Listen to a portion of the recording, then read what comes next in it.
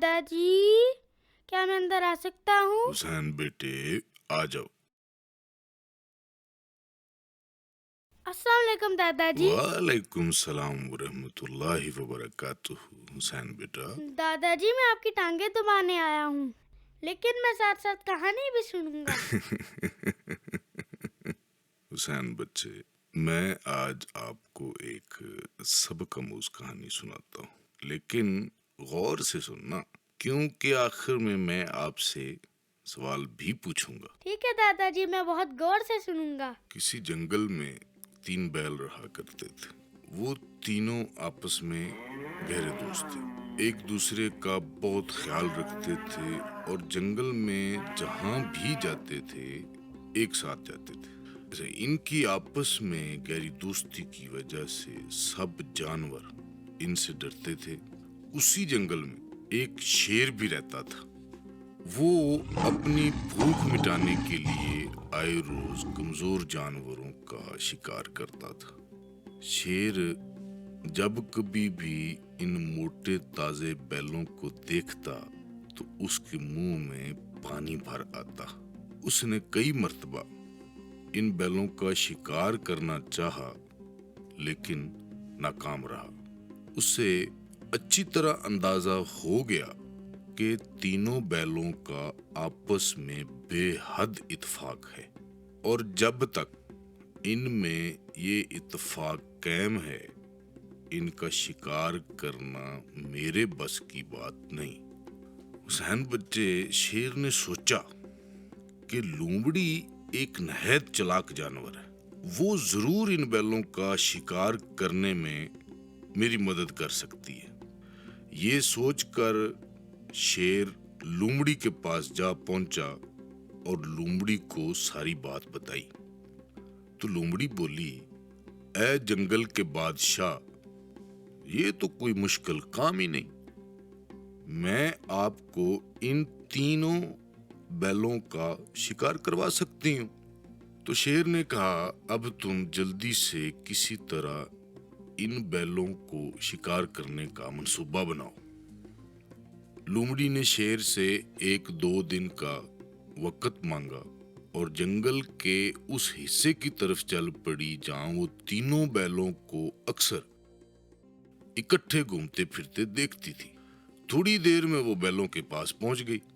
لومڑی نے انہیں چرتے دیکھ کر ایک ترکیب سوچی اور پھر وہ کچھ فاصلے پر کھڑے تنہا بیل کے پاس پہنچ گئی اور اسے کہنے لگی. وہ بہت چلاکی سے کہنے لگی کہ میں نے محسوس کیا ہے تمہارے دونوں ساتھی بہت بزدل اور کمزور ہیں. وہ تمہارے ساتھ بالکل بھی مخلص نہیں ہے. جب بھی شیر تم تینوں پر حملہ کرتا ہے تو وہ تمہیں اس سے مقابلہ کرنے کے لیے آگے کر دیتے ہیں. وہ چاہتے ہیں کہ شیر تمہیں کھا جائے.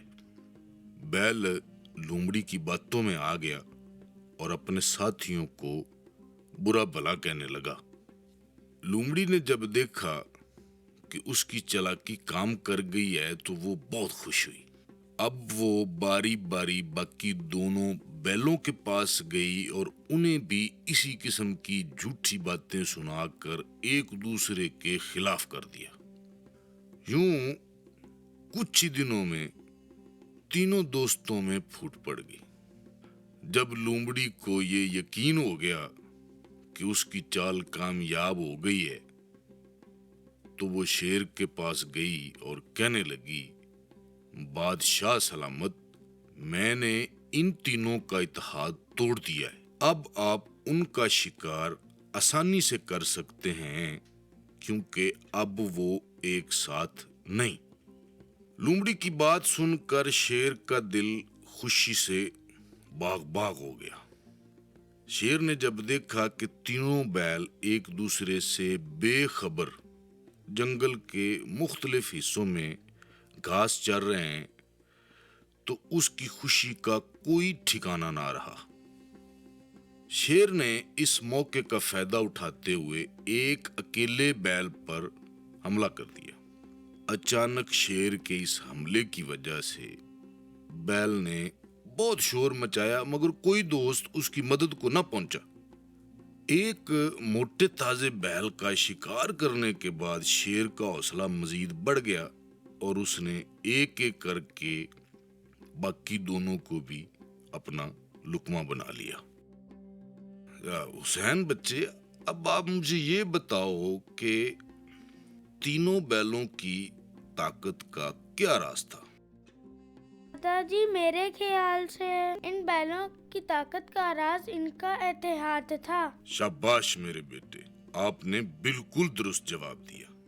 अच्छा, मुझे ये बताओ, इन तीन बैलों की सबसे बड़ी गलती क्या थी? दादाजी, वो उस मक्कार लोमड़ी की झूठी बातों में जो आ गए। शाबाश मेरे बच्चे, वो तीनों बैलों ने अपना इत्तेफाक व इत्तेहाद तोड़ दिया क्योंकि वो लोमड़ी की बातों में आ गए थे। शाबाश। अच्छा, तो इस कहानी से हमें क्या सबक मिलता है? इत्तेफाक में बरकत है। अच्छा दादाजी, मैं अब चलता हूँ, मैं फिर आऊंगा आपकी टांगे दबाने और एक और मजेदार कहानी सुनने।